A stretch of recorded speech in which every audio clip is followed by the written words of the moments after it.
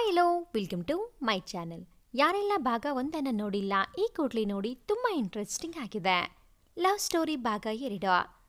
ಜಾಹ್ನವಿ ಹಾಗೂ ಶ್ರೀರಾಮ್ನ ಪ್ರೀತಿಯನ್ನು ದೂರ ಮಾಡುವ ಸಲುವಾಗಿ ಶ್ರೀರಾಮ್ನನ್ನು ದೆಹಲಿಯ ತನ್ನ ಮನೆಯಲ್ಲಿಯೇ ಉಳಿದುಕೊಳ್ಳುವಂತೆ ಮಾಡಿದಳು ಸಿಂಚನಾ. ಶ್ರೀರಾಮ್ ಕೂಡ ತಂದೆ ತಾಯಿಯ ಬಲವಂತಕ್ಕೆ ಸಿಂಚನ ಮನೆಯಲ್ಲಿ ಉಳಿಯಲು ಒಪ್ಪಿಕೊಂಡ. ಶಂಕರ್ ಕುಟುಂಬ ಹಾಗೂ ಶ್ರೀರಾಮ್ ದೆಹಲಿಗೆ ತಲುಪುತ್ತಿದ್ದಂತೆ ಅವರ ಕಾರಿನ ಡ್ರೈವರ್ ಸುರೇಶ್ ಅದಾಗಲೇ ಏರ್ಪೋರ್ಟ್ಗೆ ಬಂದು ಅವರಿಗಾಗಿ ಕಾಯುತ್ತಿದ್ದರು. ಬೆಂಗಳೂರಿಂದ ದೆಹಲಿಗೆ ತಲುಪುವುದರಲ್ಲಿ ಬೆಳಗಿನ ಜಾವ ಸುಮಾರು 3 ಗಂಟೆ. ಚಳಿಗಾಲವಾದ್ದರಿಂದ ದೆಹಲಿಯಲ್ಲಿ ಚಳಿ ಸಹಜವಾಗಿ ಜಾಸ್ತಿಯೇ. ಮಂಜು ಮುಸುಕಿದ ವಾತಾವರಣ. ಕಾರು ವಿಮಾನ ನಿಲ್ದಾಣದಿಂದ ದೂರ ದೂರ ಹೋಗುತ್ತಿದ್ದಂತೆ ಕತ್ತಲು ಆವರಿಸುತ್ತಿತ್ತು. ಎದುರಿಗೆ ಬರುವ ಕಾರಿನ ದೀಪದ ಬೆಳಕು ಚೆಲ್ಲಿ ಕತ್ತಲು ಬೆಳಕಿನ ಆಟ ಆಡುತ್ತಾ ಶ್ರೀರಾಮ್ ಮಗುವನ್ನು ಇನ್ನಷ್ಟು ಒಳೆಯುವಂತೆ ಮಾಡುತ್ತಿತ್ತು. ಸಿಂಚನಾ ವಾರೆಗಣ್ಣಲ್ಲಿ ಅವನನ್ನೇ ನೋಡುತ್ತಿದ್ದರೆ ಇವಳನ್ನ ಗಮನಿಸಿದ ತಮ್ಮ ಅಲೋಕ್ ಗಂಟಲು ಸರಿ ಮಾಡಿಕೊಳ್ಳುವ ಹಾಗೆ ಕೆಮ್ಮಿದ. ತಕ್ಷಣವೇ ಅವಳ ಕಂಗಳು ಕಿಟಕಿಯ ಆಚೆ ನೋಡುವಲ್ಲಿ ನಿರತವಾಯಿತು. ಎಲ್ಲರೂ ಮನೆಗೆ ತಲುಪಿದ ನಂತರ ಶ್ರೀರಾಮ್ನಿಗೆ ಅವನ ರೂಮ್ ತೋರಿಸಿ ರೆಸ್ಟ್ ಮಾಡಲು ಕಮಲಾ ಅವರು ಹೇಳಿದರು. ಹೀನಾಂಟಿ, ನಾನು ಬರ್ತೀನಿ ಅಂತ ಮೊದಲೇ ಗೊತ್ತಿತ್ತಾ? ರೂಮ್ ಎಲ್ಲ ರೆಡಿ ಮಾಡಿದ್ದೀರಾ ಎಂದ ಶ್ರೀರಾಮ್ ಅವನ ರೂಮ್ ನೋಡುತ್ತಾ. ಹೌದು, ನಾವು ಬೆಂಗಳೂರಿಗೆ ಬರೋದಕ್ಕೆ ಮುಂಚೆನೆ ನಿಮಗೋಸ್ಕರ ಎಲ್ಲ ರೆಡಿ ಮಾಡಿ ಬಂದಿದ್ವಿ ಎಂದ ಅಲೋಕ್ ನಿದ್ದೆಗಣ್ಣಿನಲ್ಲಿ. ಅರ್ಥವಾಗದ ಶ್ರೀರಾಮ್ ಅದರ ಬಗ್ಗೆ ಕೇಳುವ ಮುಂಚೆಯೇ ಕಮಲಾ, ಶ್ರೀ, ನಮ್ಮನೆಯಲ್ಲಿ ಗೆಸ್ಟ್ ರೂಮ್ ಯಾವಾಗಲೂ ರೆಡಿ ಇರುತ್ತೆ ಕಣ. ಅವನು ನಿದ್ದೆಯಲ್ಲಿ ಏನೋ ಹೇಳ್ತಿದ್ದಾನೆ ಅಷ್ಟೇ. ನೀನು ಹೋಗಿ ಮಲ್ಕೋ, ಪ್ರಯಾಣ ಮಾಡಿ ಸುಸ್ತಾಗಿರ್ತೀಯ ಎಂದರು. ಶ್ರೀರಾಮ್ ಅವನ ರೂಮ್ಗೆ ಬಂದವನೇ ಮೊದಲು ಜಾನುಳ ನೆನಪಾಗಿ ಅವಳಿಗೆ ಫೋನ್ ಮಾಡಬೇಕೆಂದುಕೊಂಡ. ಆದರೆ ಸಮಯ ನೋಡಿದರೆ ಮುಂಜಾನೆ 4 ಗಂಟೆ. ತುಂಬ ಸುಸ್ತಾಗಿದ್ದರಿಂದ ನಿದ್ದೆಗೆ ಜಾರಿದ. ಬೆಳಗ್ಗೆ ಸುಮಾರು 11 ಗಂಟೆಯಾಗಿತ್ತು. ಶ್ರೀರಾಮ್ನಿಗೆ ಎಚ್ಚರವಾದಾಗ ಸಿಂಚನಾ ಅವನ ಎದುರಿಗೆ ಕೂತಿದ್ದಳು. ಗುಡ್ ಮಾರ್ನಿಂಗ್ ಶ್ರೀ ಎಂದಳು ಮುಗುಳ್ನಗೆ ಬೀರುತ್ತಾ. ಕಣ್ಣು ಹುಜ್ಜಿಕೊಳ್ಳುತ್ತಾ ಅವಳಿಗೂ ವಿಶ್ ಮಾಡಿದ. ಕಾಫಿ ತರಲೆಂದು ಅವಳು ಹೋದಾಗ ಫೋನ್ ನೋಡಲು ತೆರೆದರೆ ಬರೋಬ್ಬರಿ 10 ತಪ್ಪಿದ ಕರೆಯಿತ್ತು. ನೋಡಿದರೆ ಅಮ್ಮನಿಂದ 2 ಕರೆ ಇದ್ರೆ ಮಿಕ್ಕವೆಲ್ಲ ಜಾನು ಕರೆಯಾಗಿತ್ತು. ಅಮ್ಮನಿಗೊಂದು ಕರೆ ಮಾಡಿ ಮಾತನಾಡಿ ಜಾನುಗೆ ಕರೆ ಮಾಡಿದ. ಇನ್ನೂ ಹಲೋ ಅಂತ ಹೇಳುವ ಮುಂಚೆಯೇ ಜಾನು ಒಂದೇ ಸಮನೆ ಬೈಯಲು ಶುರು ಮಾಡಿದಳು. ಒಂದು ಮೆಸೇಜ್ ಅಥವಾ ಫೋನ್ ಏನಾದರೂ ಮಾಡಬೇಕು ಅಲ್ವಾ ಶ್ರೀ? ಬೆಳಗ್ಗೆಯಿಂದ ಎಷ್ಟು ಸಲ ಕಾಲ್ ಮಾಡಿದ್ದೆ ನೋಡು ಎಂದು ಹೇಳುತ್ತಲೇ ಇದ್ದಳು. ಅವಳ ಮಾತಿಗೆ ಬ್ರೇಕ್ ಹಾಕಿದ ಶ್ರೀರಾಮ್, ಜಾನು, ಸ್ವಲ್ಪ ಮಾತಿನ ಮಧ್ಯೆ ಗ್ಯಾಪ್ ಕೊಡೆ, ಇಲ್ಲ ಅಂದ್ರೆ ಹೇಗೆ ಉಸಿರಾಡ್ತೀಯಾ ಎಂದು ಅವಳನ್ನ ಛೇಡಿಸಿದ. ಸುಮ್ಮನೆ ಇರು, ನಿನಗೆ ಯಾವಾಗೂ ತಮಾಷೆನೇ ಶ್ರೀ. ಆಯ್ತು ಬಿಡು, ಇನ್ಮೇಲೆ ಏನೂ ಕೇಳಲ್ಲ ನಿನಗೆ ಎಂದಳು ಮುನಿಸಿ ತೋರುತ್ತಾ. ಅಯ್ಯೋ ಜಾನು, ತಮಾಷೆ ಕೂಡ ಅರ್ಥ ಆಗಲ್ಲ ಕಣೆ ನಿನಗೆ. ಯಾವಾಗ ದೊಡ್ಡೋಳಾಗೋದು ನೀನು? ಈ ಹುಡುಗಿ ಜೊತೆ ಮದುವೆ ಆದಮೇಲೆ ದೇವರೇ ನನ್ನ ಕಾಪಾಡಬೇಕು ಎಂದ ನಗುತ್ತಾ. ಜಾನು ಬರುತ್ತಿರುವ ನಗುವನ್ನು ತಡೆದು ಬೇಕಂತಲೇ ಗಂಭೀರವಾಗಿ, ಹೇಗಿದೆ ದೆಹಲಿ ವಾತಾವರಣ ಎಲ್ಲ ಎಂದು ಕೇಳಿದಳು. ಎಲ್ಲವನ್ನೂ ವಿವರಿಸುತ್ತಾ ಮೈಮರೆತು ಮಾತನಾಡುತ್ತಿದ್ದ ಶ್ರೀರಾಮ್ ಸಿಂಚನಾ ಬಂದದ್ದನ್ನು ಗಮನಿಸಲಿಲ್ಲ. ಇವರ ಮಾತು ಕೇಳಿ ಕೋಪಗೊಂಡ ಸಿಂಚನಾ ಕೋಪ ಮಾಡಿಕೊಂಡರೆ ಯಾವುದೇ ಪ್ರಯೋಜನವಿಲ್ಲವೆಂದುಕೊಂಡು ಅವನ ಮುಂದೆ ಹೋಗಿ ನಿಂತು ಯಾರ್ ಫೋನಿನಲ್ಲಿ ಎಂದು ಕೈ ಸನ್ನೆ ಮಾಡಿ ಕೇಳಿದಳು. ಅವನು ಜಾನು ಎಂದ ಕೂಡಲೇ ಫೋನ್ ಕಿತ್ತುಕೊಂಡು, ಹಾಯ್ ಜಾನು, ನಾನು ಶ್ರೀ ಬಾಲ್ಯ ಸ್ನೇಹಿತೆ ಸಿಂಚನಾ ಎಂದು ಪರಿಚಯ ಮಾಡಿಕೊಂಡಳು. ಅವಳೇ ಮುಂದುವರೆದು, ನಿಮ್ಮ ಲವ್ ಸ್ಟೋರಿ ಎಲ್ಲ ಹೇಳಿದ್ದಾನೆ. ತುಂಬ ಲಕ್ಕಿ ಜಾನು ನೀವು ಶ್ರೀರಾಮ್ನ ಪಡೆಯೋಕೆ ಎಂದು ಮಾತನಾಡುತ್ತಿದ್ದಳು. ಇವಳ ಮಾತು ಕೇಳಿದ ಜಾನುಗೆ ಅವಳ ಮೇಲಿದ್ದ ಅನುಮಾನ ದೂರವಾಗಿ ಸಂತೋಷವಾಯಿತು. ಇದೇ ಸಂದರ್ಭ ಉಪಯೋಗಿಸಿದ ಸಿಂಚನಾ ಜಾನು ಗೆಳತಿಯಾಗುವುದರಲ್ಲಿ ಯಶಸ್ವಿಯಾದಳು. ಅವರಿಬ್ಬರ ಒಡನಾಟದ ಬಗ್ಗೆ ತಿಳಿದುಕೊಳ್ಳುವುದು ಸಿಂಚನಾಗೆ ಇನ್ನೂ ಸುಲಭವಾಯಿತು. ಶ್ರೀರಾಮ್ನಿಗೆ ಕೂಡ ಅವರಿಬ್ಬರ ಗೆಳೆತನ ಸಹಜವಾಗಿಯೇ ಸಂತೋಷ ತಂದಿತ್ತು. ಶ್ರೀರಾಮ್ನಿಗಂತೂ ಅವನ ಜಾನು ಹಾಗೂ ಕೆಲಸವಷ್ಟೇ ಅವನ ಪ್ರಪಂಚವಾಗಿತ್ತು. ಪ್ರೇಮಲೋಕದಲ್ಲಿ ವಿಹರಿಸುವ ಸುಂದರ ಪಕ್ಷಿಗಳಂತೆ ಚಂದದ ಬದುಕು ಅವರದಾಗಿತ್ತು. ಹೀಗೆ ಒಂದು ದಿನ ಶ್ರೀರಾಮ್ ತನ್ನ ಲ್ಯಾಪ್ಟಾಪ್ ತೆಗೆದು ಏನೋ ಕೆಲಸ ಮಾಡುತ್ತಿದ್ದ. ಅಲ್ಲಿಗೆ ಬಂದ ಕಮಲಾ ಅವರು, ಶ್ರೀ, ಹೇಗಿದೆ ನಮ್ಮ ಮನೆ? ವಾತಾವರಣ ಎಲ್ಲ ಇಷ್ಟ ಆಯ್ತಾ ಎಂದು ಕೇಳಿದರು. ಹಾಂ ಆಂಟಿ, ಎಲ್ಲ ಚೆನ್ನಾಗಿದೆ ಎಂದ ಕೆಲಸದಲ್ಲಿ ಮಗ್ನನಾಗಿ. ಅದನ್ನು ಕಂಡ ಕಮಲಾ, ಶ್ರೀ, ನಿನ್ನ ಜೊತೆ ಸ್ವಲ್ಪ ಮಾತಾಡಬೇಕಿತ್ತು, ನೀನು ನೋಡಿದ್ರೆ ಬಿಸಿ ಅನಿಸುತ್ತೆ ಎಂದು ರಾಗ ಹೇಳಿದರು. ಅರೆ ಆಂಟಿ ಹಾಗೇನಿಲ್ಲ ಹೇಳಿ ಎಂದಾಗ, ಏನಿಲ್ಲ ಕಣೋ, ನಮ್ಮ ಸಿಂಚು ಕಾಲೇಜ್ ಮುಗಿಸಿ ಮನೇಲಿನೇ ಇದ್ದಾಳೆ. ಅವಳಿಗೂ ಬೆಂಗಳೂರಿನಲ್ಲಿ ಕೆಲಸ ಸಿಕ್ಕಿತು. ಆದರೆ ಅವಳನ್ನೊಬ್ಬಳನ್ನೇ ಹೀಗೆ ಕಳಿಸೋದು ಅಂತ ಬೇಡ ಅಂತ ಹೇಳಿದ್ವಿ. ಅದಕ್ಕೆ ನಮ್ಮೇಲೆ ಕೋಪ ಮಾಡ್ಕೊಂಡಿದ್ದಾಳೆ. ಹೇಗಿದ್ರೂ ನಿಮ್ಮ ಕಂಪನಿಯಲ್ಲಿ ಟ್ರೈನಿಂಗ್ ತಗೋತಿದೀಯಾ, ಹಾಗೆ ಸಿಂಚು ಕೂಡ ನಿನ್ನ ಜೊತೆಯಲ್ಲಿ ಇದ್ದರೆ ಅವಳು ಕಲಿಯಬಹುದು ಎಂದರು. ಶ್ರೀರಾಮ್, ಆಂಟಿ ನಮ್ಮ ಕಂಪನಿ ಕೆಲಸಕ್ಕೂ ಅವಳು ಓದಿರುವುದಕ್ಕೂ ಸಂಬಂಧನೇ ಇಲ್ಲ. ಮೇಲಾಗಿ ಅವಳಿಗೂ ನಮ್ಮ ಕಂಪನಿಯಲ್ಲಿ ಕೆಲಸ ಮಾಡೋಕೆ ಇಷ್ಟ ಇರಬೇಕು ಅಲ್ವಾ ಆಂಟಿ ಎಂದ. ಅದೆಲ್ಲ ನೀನು ಚಿಂತೆ ಮಾಡಬೇಡ ಕಣೋ, ಅವಳು ಖಂಡಿತ ಬರ್ತಾಳೆ. ಎಷ್ಟೇ ಆದರೂ ನೀನು ಅವಳೇ ಅಲ್ವಾ ಮುಂದೆ ಈ ಕಂಪನಿ ವ್ಯವಹಾರ ಎಲ್ಲ ನೋಡ್ಕೋಬೇಕು ಎಂದರು. ಅದನ್ನು ಕೇಳಿದ್ದೆ ಶ್ರೀರಾಮ್ ತಟ್ಟನೆ ತಲೆ ಎತ್ತಿ, ಏನಿಳಿದ್ರಿ ಆಂಟಿ ಎಂದು ಕೇಳಿದ. ಅಂದರೆ ಮುಂದೆ ಅವಳು ನಿಂಗೆ ಕಂಪನಿ ವ್ಯವಹಾರದಲ್ಲಿ ಸಹಾಯ ಮಾಡಬಹುದು ಅಂತ ಹೇಳ್ದೆ ಅಷ್ಟೇ ಎಂದರು. ಆಚೆ ನಿಂತಿದ್ದ ಸಿಂಚನ ಇದನ್ನೆಲ್ಲ ಕೇಳುತ್ತಿದ್ದವಳು ಅವಳು ಅಮ್ಮ ಹೇಳಿದ ಕೊನೆ ಮಾತನ್ನು ಕೇಳಿ, ಅಯ್ಯೋ ಅಮ್ಮ ಇದೇ ಥರ ಮಾತಾಡಿ ನಮ್ಮ ಪ್ಲ್ಯಾನ್ ಎಲ್ಲ ಹಾಳು ಮಾಡ್ತಾರೆ ಎಂದೇಳಿ ಅವಳೇ ಶ್ರೀರಾಮ್ ರೂಮಿನೊಳಗೆ ಬಂದಳು. ಸಿಂಚನಾಳನ್ನು ಕಂಡತ್ತೆ ಕಮಲಾ, ನೋಡು ಶ್ರೀ ಅವಳೇ ಬಂದಳು, ನೀನೇ ಅವಳಿಗೆ ಹೇಳಪ್ಪ ನಾಳೆಯಿಂದ ನಿನ್ನ ಜೊತೆ ಕೆಲಸಕ್ಕೆ ಬರೋಕೆ ಎಂದರು. ಶ್ರೀರಾಮ್ ಅವರ ಮಾತಿಗೆ ಕಟ್ಟು ಬಿದ್ದು, ಮೋಟಿ ನಾಳೆ ಬೆಳಗ್ಗೆ 9 ಗಂಟೆಗೆ ಆಫೀಸ್ ಹೋಗಬೇಕು, ರೆಡಿ ಆಗಿರೋ ಎಂದು ಹೇಳುವಾಗ ಅವನ ಫೋನ್ ರಿಂಗ್ ಆಯಿತು. ಅದು ಜಾನು ಕರೆಯಾಗಿದ್ದರಿಂದ ಅವನು ಫೋನ್ ತೆಗೆದುಕೊಂಡು ಆಚೆ ಹೋದನು. ಕಮಲಾ ಹಾಗೂ ರಾಧಾಗೆ ಮೊದಲಿನಿಂದಲೂ ಸಿಂಚನ ಹಾಗೂ ಶ್ರೀರಾಮ್ಗೆ ಮದುವೆ ಮಾಡಬೇಕೆಂಬ ಆಸೆ ಇತ್ತು. ಆದರೆ ಶಂಕರ್ ಹಾಗೂ ಕಮಲಾ ದೆಹಲಿಗೆ ಬಂದ ನಂತರ ಆ ವಿಷಯ ಅಲ್ಲಿಗೆ ನಿಂತಿತ್ತು. ಮೊನ್ನೆ ಬೆಂಗಳೂರಿಗೆ ಹೋದಾಗ ರಾಧಾ ಹಾಗೂ ಕಮಲಾ ಮತ್ತೆ ಅದೇ ವಿಷಯ ಪ್ರಸ್ತಾಪಿಸಿದರು. ಜಾನು ಬಗ್ಗೆ ತಿಳಿದುಕೊಂಡ ಸಿಂಚನ ಈ ವಿಷಯವನ್ನು ಕಮಲಾ ಮೂಲಕ ರಾಧಾ ಅವರಿಗೆ ತಿಳಿಸಿ ಅವಳ ಮನೆಯಲ್ಲಿಯೇ ಉಳಿದುಕೊಳ್ಳುವಾಗೆ ಮಾಡಿದ್ದಳು. ಕೆಲಸ ಶುರುವಾದ ದಿನದಿಂದ ಶ್ರೀರಾಮ್ ಆಸಕ್ತಿ ವಹಿಸಿ ಪ್ರತಿಯೊಂದನ್ನು ತಿಳಿದುಕೊಳ್ಳುತ್ತಿದ್ದನು. ಸಿಂಚನಾಳಿಗೆ ಯಾವುದೇ ಆಸಕ್ತಿ ಇಲ್ಲದಿದ್ದರೂ ಶ್ರೀರಾಮ್ನ ಮೆಚ್ಚಿಸುವ ಸಲುವಾಗಿ ಎಲ್ಲವನ್ನೂ ಮಾಡುತ್ತಿದ್ದಳು. ಪ್ರತಿದಿನವೂ ಒಟ್ಟಿಗೆ ಇರುವುದರಿಂದ ಶ್ರೀರಾಮ್ಗೆ ಸಿಂಚನ ತುಂಬ ಹತ್ತಿರದವಳಾಗಿದ್ದಳು. ಸಿಂಚನಾಗೆ ಅರ್ಥವಾಗಿ ಹೋಗಿತ್ತು, ಜಾನು ಅವನಿಂದ ದೂರವಾದರೂ ಶ್ರೀರಾಮ್ ಅವಳನ್ನು ಬಿಡುವುದು ಅಷ್ಟು ಸುಲಭದ ಮಾತಲ್ಲವೆಂದು. ಅಷ್ಟು ಗಟ್ಟಿಯಾಗಿತ್ತು ಅವರ ಪ್ರೀತಿ. ಯಾವುದೇ ವಿಷಯವನ್ನು ಶ್ರೀರಾಮ್ ಜಾನುಳಿಂದ ಮುಚ್ಚಿಟ್ಟಿರಲಿಲ್ಲ. ಜಾನು ಕೂಡ ಇದಕ್ಕೆ ಹೊರತಾಗಿರಲಿಲ್ಲ. ಹೀಗಿದ್ದಾಗ ಸಿಂಚನ 3 ದಿನಗಳಿಂದ ಆಫೀಸ್ಗೆ ಹೋಗದೆ ಬೇಸರದಲ್ಲಿ ಮನೆಯಲ್ಲಿ ಒಬ್ಬಳೇ ಇರುತ್ತಿದ್ದಳು. ಇವಳನ್ನು ಗಮನಿಸಿದ ಶ್ರೀರಾಮ್ ಏನಾಯ್ತು ಅಂತ ಕೇಳಿದಾಗ ಮೊದಲಿಗೆ ಏನೂ ಇಲ್ಲ ಎಂದವಳು ಅವನು ಕೊಂಚ ಬಲವಂತ ಮಾಡಿ ಕೇಳಿದಾಗ ಅವನ ತಬ್ಬಿ ಅಳಲು ಶುರು ಮಾಡಿದಳು.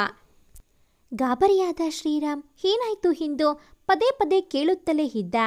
ಅಳುತ್ತಲೇ ಇದ್ದ ಅವಳನ್ನು ಸಮಾಧಾನಪಡಿಸಿ ಮನೆಯಿಂದ ಆಚೆ ಕರೆದುಕೊಂಡು ಹೋದ. ಏನಾಯ್ತು ಅಂತ ಅವನು ಮತ್ತೆ ಮತ್ತೆ ಕೇಳಿದಾಗ ಸಿಂಚನ, ಶ್ರೀ ಅಪ್ಪ ನನಗೆ ಹುಡುಗನ್ನ ನೋಡಿದ್ದಾರೆ ಎಂದಳು. ಅರೆ ಹುಚ್ಚಿ, ಅಷ್ಟಕ್ಕೆ ಹತ್ಯಾ? ಸರಿ, ನಿನಗೆ ಹುಡುಗ ಇಷ್ಟ ಇಲ್ಲ ಅಂದರೆ ನನಗೆ ಹೇಳು, ನಾನು ಅಂಕಲ್ ಹತ್ರ ಮಾತಾಡ್ತೀನಿ ಎಂದೆನೋ. ಸಮಸ್ಯೆ ಅದಲ್ಲ ಶ್ರೀ, ನಾನೊಂದು ಹುಡುಗನ್ನ ಪ್ರೀತಿಸ್ತಿದ್ದೀನಿ. ಅವನು ನನಗೆ ಹೇಳದೆ ಕೇಳದೆ ಬೆಂಗಳೂರಿಗೆ ಹೋಗಿದ್ದಾನೆ. ಅವನ ಫೋನ್ ಕೂಡ ಸ್ವಿಚ್ ಆಫ್ ಆಗಿದೆ. ಅಪ್ಪ ನೋಡಿರುವ ಹುಡುಗ ಅವರ ಬಾಸ್ ಮಗ. ಅವರ ಸಂಬಂಧ ಎಂದು ನನಗೆ ಒಪ್ಪಿಕೊಳ್ಳಲು ಬಲವಂತ ಮಾಡಿದರು. ಆದರೆ ನನಗೆ ಇಷ್ಟ ಇರದ ಕಾರಣ ನಾನು ನನ್ನ ಪ್ರೀತಿ ವಿಷಯವನ್ನು ಅಪ್ಪನಲ್ಲಿ ಹೇಳಿದೆ. ತುಂಬ ಯೋಚಿಸಿದ ಅಪ್ಪ ನಾನು ಪ್ರೀತಿಸಿದ ಹುಡುಗನನ್ನು ಭಾನುವಾರ ಮನೆಗೆ ಕರೆದುಕೊಂಡು ಬರಲು ಹೇಳಿದ್ದಾರೆ. ಅಪ್ಪನಿಗೆ ಆ ಹುಡುಗ ಇಷ್ಟವಾದರೆ ಮಾತ್ರ ನನ್ನ ಮದುವೆಗೆ ಅವರ ಒಪ್ಪಿಗೆ. ಒಂದು ವೇಳೆ ಅವರಿಗೆ ಅವನು ಇಷ್ಟವಾಗಲಿಲ್ಲವೆಂದರೆ ಅವರ ಬಾಸ್ ಮಗನ ಜೊತೆ ನನ್ನ ಮದುವೆ ನಿಶ್ಚಯ ಮಾಡ್ತಾರೆ. ಆದರೆ ಅವನು ಎಲ್ಲಿದ್ದಾನೆ ಅಂತ ಗೊತ್ತಿಲ್ಲ ನನಗೆ ಎಂದು ಅಳಲು ಶುರು ಮಾಡಿದಳು. ಸಿಂಚು, ನೀನು ಈ ಥರ ಅಳ್ತಾ ಇದ್ರೆ ಅವನು ಸಿಗ್ತಾನಾ? ಡೋಂಟ್ ವರಿ, ನಾನು ನಿನಗೆ ಅವನನ್ನು ಹುಡುಕೋಕೆ ಸಹಾಯ ಮಾಡ್ತೀನಿ ಎಂದು ಭರವಸೆ ಕೊಟ್ಟನು. ಅವನ ಹೆಸರೇನು, ಫೋನ್ ನಂಬರ್, ಅಡ್ರೆಸ್ ಎಲ್ಲ ಕೊಡು ಎಂದನು. ಸಿಂಚನ ಗಾಬರಿಯಾಗಿ ಬಾಯಿಗೆ ಬಂದ ಒಂದು ಹೆಸರು ಹೇಳಿದಳು. ಅವನ ಹೆಸರು ರಂಜಿತ್. ಆದರೆ ಶ್ರೀ, ಅವನ ಫೋನ್ ಸ್ವಿಚ್ ಆಫ್ ಆಗಿದೆ. ಇಲ್ಲಿ ಅವನು ಹಾಸ್ಟೆಲಲ್ಲಿ ಇದ್ದದ್ದು. ಅವನ ಮನೆ ಅಡ್ರೆಸ್ ಕೂಡ ಗೊತ್ತಿಲ್ಲ ನನಗೆ ಎಂದು ಬಡಬಡಿಸಿದಳು. ಅಲ್ಲ ಕಣೆ ಸಿಂಚು, ಅವನ ಬಗ್ಗೆ ಏನೂ ಗೊತ್ತಿಲ್ಲದೆ ಏನು ಅಂತ ಪ್ರೀತಿ ಮಾಡಿದೆ? ಇವಾಗ ಎಲ್ಲಿ ಅಂತ ಅವನ್ನ ಹುಡುಕೋದು? ಸರಿ, ನಾಳೆ ಬೆಳಗ್ಗೆನೆ ಬೆಂಗಳೂರು ಹೋಗಿ ನೋಡೋಣ. ಅಂಕಲ್ ಆಂಟಿ ಬಳಿ ನಾನು ಮಾತಾಡಿ ನಿನ್ನ ಬೆಂಗಳೂರಿಗೆ ಕರ್ಕೊಂಡು ಹೋಗ್ತೀನಿ. ನೀನು ಊಟ ಮಾಡಿ ಆರಾಮಾಗಿ ಮಲ್ಕೋ ಎಂದು ಹೇಳಿ ಹೊರಡಲು ಅನುವಾದ. ಅಷ್ಟರಲ್ಲಿ ಅವನ ಕೈ ಹಿಡಿದ ಸಿಂಚನ, ಶ್ರೀ, ನನಗೆ ಪ್ರಾಮಿಸ್ ಮಾಡು, ಯಾರಿಗೂ ನನ್ನ ವಿಷಯ ಹೇಳಲ್ಲ, ಜಾನುಗೆ ಕೂಡ ಹೇಳಲ್ಲ ಅಂತ ಪ್ಲೀಸ್. ಯಾರಿಗೂ ಹೇಳಲ್ಲ ಅಂದರೆ ಮಾತ್ರ ನೀನು ಸಹಾಯ ಮಾಡು, ಇಲ್ಲ ಅಂದರೆ ಬೇಡವೇ ಬೇಡ ಎಂದಳು. ಅವಳ ಮನಸ್ಥಿತಿ ಅರಿತ ಶ್ರೀರಾಮ್, ಸರಿ, ಯಾರಿಗೂ ಹೇಳಲ್ಲ, ನೀನು ಸಮಾಧಾನ ಮಾಡ್ಕೋ ಎಂದು ಹೇಳಿ ಹೋದನು. ಶಂಕರ್ ಬಳಿ ಬಂದ ಶ್ರೀರಾಮ್, ಅಂಕಲ್, ಅರ್ಜೆಂಟಾಗಿ ಬೆಂಗಳೂರಿಗೆ ಹೋಗಬೇಕು, ಸ್ವಲ್ಪ ಕೆಲಸ ಇದೆ, 2 ದಿನದಲ್ಲಿ ವಾಪಸ್ ಬಂದ್ಬಿಡ್ತೀನಿ ಎಂದ. ಏನಾಯ್ತು ಶ್ರೀರಾಮ್, ಏನಾದರೂ ತೊಂದರೆ ಆಗಿದೆಯಾ? ಅಪ್ಪ ಅಮ್ಮ ಚೆನ್ನಾಗಿದ್ದಾರೆ ಅಲ್ವಾ ಎಂದರು ಕಾಳಜಿ ತುಂಬಿದ ಧ್ವನಿಯಲ್ಲಿ. ಹಾಂ ಅಂಕಲ್, ಅವ್ರು ಚೆನ್ನಾಗಿದ್ದಾರೆ. ಇದು ಸ್ವಲ್ಪ ಆಫೀಸ್ ಸಂಬಂಧಪಟ್ಟ ವಿಷಯ, ಅದಕ್ಕೆ ನಾನು ಸಿಂಚು ಹೋಗ್ಬಿಟ್ಟು ಬೇಗ ಬರ್ತೀವಿ ಎಂದ. ಅರೆ, ಅವಳು ಯಾಕಪ್ಪ, ನೀನು ಒಬ್ಬನೇ ಹೋಗಿ ಬಾ, ಪರವಾಗಿಲ್ಲ. ಅದು ಅಲ್ಲದೆ ಭಾನುವಾರ ಮನೆಗೆ ಸ್ವಲ್ಪ ಅತಿಥಿಗಳು ಬರ್ತಿದ್ದಾರೆ ಎಂದು ಶಂಕರ್ ಹೇಳುವಾಗ ಅಲ್ಲಿಗೆ ಬಂದ ಕಮಲ, ರೀ, ಸಿಂಚು ಕೂಡ ಹೋಗ್ಲಿ ಬಿಡಿ, ಅದೇನೋ ಆಫೀಸ್ ವಿಷಯ ಅಂತಿದ್ದಾನೆ, ಸಿಂಚು ಇದ್ದರೆ ಅವನಿಗೆ ಸಹಾಯ ಆಗುತ್ತೆ, 2 ದಿನ ತಾನೇ, ಪರವಾಗಿಲ್ಲ ಎಂದು ಹೇಳಿದರು. ಹೆಂಡತಿ ಮಾತಿಗೆ ಇಲ್ಲ ಎನ್ನಲಾಗದ ಶಂಕರ್ ಸರಿ ಎಂದು ಒಪ್ಪಿಕೊಂಡರು. ಮಾರನೇ ದಿನ ಬೆಂಗಳೂರಿಗೆ ಬಂದ ಶ್ರೀರಾಮ್ ಹಾಗೂ ಸಿಂಚನ ಅವರ ಮನೆಗೆ ಹೋದರು. ಮುನಿರಾಜು ಹಾಗೂ ರಾಧಾ ಅವರಿಗೆ ಅವರನ್ನ ಕಂಡು ಒಂದೆಡೆ ಸಂತೋಷವಾದರೆ ಇನ್ನೊಂದೆಡೆ ಆಶ್ಚರ್ಯ. ಸಿಂಚನಾಳಿಗೆ ಪ್ರಾಮಿಸ್ ಮಾಡಿದ್ದರಿಂದ ಮನೆಯಲ್ಲಿ 2 ದಿನಕ್ಕೆ ಬಂದಿರುವುದಾಗಿ ಹಾಗೂ ಯಾರೋ ಸ್ನೇಹಿತನನ್ನು ಕಾಣಬೇಕು ಎಂದು ಸಬೂಬು ಹೇಳಿ ರಂಜಿತ್ನನ್ನು ಹುಡುಕಲು ಹೊರಟರು. ಎಷ್ಟು ಹುಡುಕಿದರೋ ಅವನ ಸುಳಿವು ಸಿಗದೆ ಇದ್ದಾಗ ಶ್ರೀರಾಮ್ ಕೂಡ ರಂಜಿತ್ನನ್ನ ಮರೆಯುವುದೇ ಲೇಸು ಎಂದು ಸಿಂಚನಾಗೆ ಹೇಳಿದ. ಅವರು ಬೆಂಗಳೂರಿಗೆ ಬಂದು ಅದಾಗಲೇ 3 ದಿನವಾಗಿತ್ತು. ಹುಡುಕುವುದು ವ್ಯರ್ಥವೆಂದು ಹೇಳಿ ವಾಪಸ್ ದೆಹಲಿಗೆ ಹೋಗೋಣ ಎಂದು ಶ್ರೀರಾಮ್ ಹೇಳಿದ್ದ. ಅಷ್ಟರಲ್ಲಿ ಸಿಂಚನ ಅವಳ ಸಿದ್ಧ ಉತ್ತರ ತಯಾರಿ ಮಾಡಿಕೊಂಡು, ಶ್ರೀರಾಮ್, ನನ್ನ ಫ್ರೆಂಡ್ ಒಬ್ಬನಿಗೆ ರಂಜಿತ್ ಲಂಡನ್ನಲ್ಲಿ ಸಿಕ್ಕಿದ್ನಂತೆ. ರಂಜಿತ್ ನನಗೆ ಕಾಲ್ ಮಾಡಿದ್ದ, ಅವನು ವಾಪಸ್ ಬರೋದಕ್ಕೆ ಇನ್ನೂ 1 ವರ್ಷ ಆಗುತ್ತೆ, ಅಲ್ಲಿಯ ತನಕ ಹೀಗಾದರೂ ನಿಭಾಯಿಸು ಅಂತ ಹೇಳ್ದ ಎಂದಳು. ಇದನ್ನ ಕೇಳಿದ್ದೆ ಶ್ರೀರಾಮ್ ಕೋಪದಿಂದ, ಏನೇ ಅವನಿಗೆ ಸ್ವಲ್ಪನೂ ಜವಾಬ್ದಾರಿ ಇಲ್ವಾ? ಅವನ ಫೋನ್ ನಂಬರ್ ಕೊಡು, ನಾನು ಮಾತಾಡ್ತೀನಿ ಎಂದನು. ಬೇಡ ಶ್ರೀ, ನಾನೆಲ್ಲ ಮಾತಾಡಿದ್ದೀನಿ, 1 ವರ್ಷ ಅಷ್ಟೇ, ಹೀಗಾದರೂ ನಿಭಾಯಿಸೋಣ, ಆದರೆ ನನಗಿವಾಗ ಇನ್ನೊಂದು ಸಹಾಯ ಮಾಡಬೇಕು ನೀನು ಎಂದಳು ಅವನ ಕೈ ಹಿಡಿದುಕೊಂಡು. ಏನೆಂದು ಅವನು ಕಣ್ಸನ್ನೆಯಲ್ಲಿ ಕೇಳಿದಾಗ ಅಪ್ಪ ಫೋನ್ ಮಾಡಿದ್ರು. ಭಾನುವಾರ ಅವರು ನೋಡಿದ್ದ ಹುಡುಗ ಬರ್ತಿದ್ದಾನೆ, ಅಷ್ಟರಲ್ಲಿ ನೀನು ಮನೆಯಲ್ಲಿ ಇರಬೇಕು ಅಂದರು. ಆದರೆ ಶ್ರೀ, ನಾನು ರಂಜಿತ್ನ ಬಿಟ್ಟು ಬೇರೆ ಯಾರನ್ನೂ ಮದುವೆ ಆಗಲ್ಲ, ಹೇಗಿದ್ರೂ ಮನೆಯಲ್ಲಿ ಯಾರಿಗೂ ರಂಜಿತ್ ಗೊತ್ತಿಲ್ಲ, ಅದಕ್ಕೆ ನಾನು ಪ್ರೀತಿ ಮಾಡಿದ್ದ ಹುಡುಗ ನೀನೇ ಅಂತ ಹೇಳ್ತೀನಿ ಎಂದ ಕ್ಷಣ ಶ್ರೀರಾಮ್ ಅವಳ ಕೈ ಕೊಡುವಿ ಎದ್ದು, ನಿಂಗೇನಾದರೂ ತಲೆ ಕೆಟ್ಟಿದ್ಯಾ ಎಂದು ರೇಗಿದ. ಶ್ರೀ, ಪೂರ್ತಿ ಕೇಳೋ, ನಾವು ಆ ಥರ ರಂಜಿತ್ ಬರೋವರೆಗೂ ನಾಟಕವಾಡೋಣ. ನೀನಂದ್ರೆ ಮನೆಯಲ್ಲಿ ಎಲ್ಲ ನಂಬುತ್ತಾರೆ, ಮದುವೆ ವಿಷಯ ಹೇಳಿದ್ರೆ 1 ವರ್ಷ ಆದಮೇಲೆ ಆಗ್ತೀವಿ ಅಂತ ಹೇಳೋಣ. ಅಷ್ಟರಲ್ಲಿ ರಂಜಿತ್ ಕೂಡ ಬರ್ತಾನೆ, ಆಮೇಲೆ ಎಲ್ಲರನ್ನೂ ನಾನೇ ಒಪ್ಪಿಸ್ತೀನಿ. ನೀನಿವಾಗ ಆಗಲ್ಲ ಅಂದರೆ ನಾನು ಆ ಹುಡುಗನ್ನ ಮದುವೆ ಆಗಬೇಕು. ನಾನು ಇಷ್ಟಪಟ್ಟಿದ್ದ ಹುಡುಗನ್ನ ಮರೆತು ಬೇರೆ ಯಾರನ್ನಾದರೂ ಮದುವೆ ಆದರೆ ನಾನಂತೂ ಬದುಕಿರಲ್ಲ ಶ್ರೀ ಎಂದು ಅಳಲು ಶುರು ಮಾಡಿದಳು. ಅವಳ ಮಾತನ್ನು ಕೇಳಿದ್ದ ಶ್ರೀರಾಮ್ಗೆ ಸಮೃದ್ಧಿಳ ನೆನಪಾಗಿ ಆಪ್ತ ಸ್ನೇಹಿತೆಯಾಗಿದ್ದ ಸಿಂಚನಾಳಿಗೋಸ್ಕರ ಒಪ್ಪಿಕೊಂಡ. ಆದರೆ ಈ ವಿಷಯ ಜಾನುಗೆ ಹೇಳಬೇಕಾ ಬೇಡವಾ ಎಂಬ ಗೊಂದಲ ಅವನಲ್ಲಿ ಶುರುವಾಯಿತು. ಜಾನು ತುಂಬ ಸೆನ್ಸಿಟಿವ್, ಅವಳು ನನಗೋಸ್ಕರ ಇದಕ್ಕೆ ಒಪ್ಪಿಕೊಂಡರೂ ಖಂಡಿತ ಅವಳಿಗೆ ಇದು ಇಷ್ಟವಾಗಲ್ಲ ಎಂದು ಶ್ರೀರಾಮ್ ಯೋಚಿಸುತ್ತಿರುವಾಗ ತರುಣ್ ನೆನಪಾಗಿ ಅವನಿಗೆ ಫೋನ್ ಮಾಡಿದ. ಫೋನ್ ರಿಂಗ್ ಆಗುತ್ತಲೇ ಇದ್ದರೂ ಅತ್ತ ತರುಣ್ ಕಡೆಯಿಂದ ಯಾವ ಪ್ರತಿಕ್ರಿಯೆ ಬರಲಿಲ್ಲ. ಕಾರಣ ಅವನು ಮಮತಾಳೊಡನೆ ಆಚೆ ಹೋಗಿದ್ದ. ಅವನು ಬೈಕ್ ಚಲಾಯಿಸುತ್ತಿದ್ದ ಕಾರಣ ಅವನ ಫೋನ್ ರಿಂಗ್ ಆಗುವುದನ್ನು ಕೇಳಿಸಿಕೊಂಡ ಮಮತಾ, ನಾನು ನೋಡ್ತೀನಿ ಹೀರೋ ಎಂದು ಅವನ ಫೋನ್ ತೆಗೆದುಕೊಂಡಳು. ಮೊಬೈಲ್ ಪರದೆಯ ಮೇಲೆ ಶ್ರೀ ಎಂಬ ಹೆಸರು ಕಂಡತ್ತೆ ಮಮತಾ ಮನಸ್ಸಲ್ಲೇ, ಇವನಬ್ಬ ಶಿವಪೂಜೆಯಲ್ಲಿ ಕರಡಿ ಬಿಟ್ಟಂಗೆ ಎಂದುಕೊಂಡು ಅವನ ಫೋನ್ ಸೈಲೆಂಟ್ ಮಾಡಿದಳು. ತರುಣ್ ಯಾರೆಂದು ಕೇಳಿದಾಗ ಯಾವುದೋ ಕಂಪ್ನಿ ಕರೆ ಎಂದೇಳಿ ಸುಮ್ಮನಾದಳು. ಆ ದಿನ ಸಂಜೆಗೆ ಫ್ಲೈಟ್ ಇದ್ದ ಕಾರಣ ಶ್ರೀರಾಮ್ ಹಾಗೂ ಸಿಂಚನ ಇನ್ನೇನು ಮನೆಯಿಂದ ಹೊರಡುವಾಗ ತರುಣ್ ಅಚಾನಕ್ಕಾಗಿ ಬಂದನು. ಅವನನ್ನು ಕಂಡದ್ದೇ ಶ್ರೀರಾಮ್ ಮನಸ್ಸಿಗೆ ನಿರಾಳ. ಆದರೆ ಎಲ್ಲರ ಮುಂದೆ ಏನೂ ಹೇಳಲಾಗದ ಸ್ಥಿತಿ. ರಾಧಾ ಅವರು, ತರುಣ್, ನೀನೋಗಿ ಇವರನ್ನ ಡ್ರಾಪ್ ಮಾಡಿ ಬಾ ಎಂದರು. ತರುಣ್ ಮರು ಮಾತನಾಡದೆ ಕಾರ್ ಹತ್ತಿ ಕೂತನು. ಇತ್ತ ಶ್ರೀರಾಮ್ ಏನು ಮಾತನಾಡಿದರೋ ಯಾವುದಕ್ಕೂ ತರುಣ್ ಪ್ರತಿಕ್ರಿಯಿಸಲಿಲ್ಲ. ಸಿಂಚನ ಮಾತ್ರ ಹೆಸರಿಗೆ, ಹೇಗಿದ್ದೀರಾ ತರುಣ್ ಎಂದಳು. ಮನದಲ್ಲಿ ಇವನ್ಯಾಕೆ ಇಲ್ಲಿಗೆ ಬಂದ ಎಂದು ತಿಳಿಯಲು, ನಾನು ಚೆನ್ನಾಗಿದ್ದೀನಿ, ನೀವ್ಯಾವಾಗ ಬಂದ್ರಿ ಎಂದು ಕೇಳಿದನು. ಶ್ರೀರಾಮ್ ಮೊದಲೇ ಸಿಟ್ಟಿನಲ್ಲಿ ಇದ್ದವನು, ಏನು ನಾನೊಬ್ಬ ಇಲ್ಲಿದ್ದೀನಿ ಅಂತ ಕಾಣಿಸ್ತಿಲ್ವಾ ಎಂದು ರೇಗಿದನು. ಹೋ, ನೀವು ಬೆಂಗಳೂರಿಗೆ ಬಂದು ಇಷ್ಟು ದಿನವಾದರೂ ನಾನೊಬ್ಬ ನಿನ್ನ ಸ್ನೇಹಿತ ಇದ್ದೀನಿ ಅಂತ ಕಾಣಲಿಲ್ವಾ? ಹಳೇ ಸ್ನೇಹಿತರೆಲ್ಲ ನೆನಪಿರಲ್ಲ ಅಲ್ವಾ ಇವಾಗ ಎಂದೆನೋ ಬೇಸರದ ನಗೆ ಬೀರುತ್ತಾ.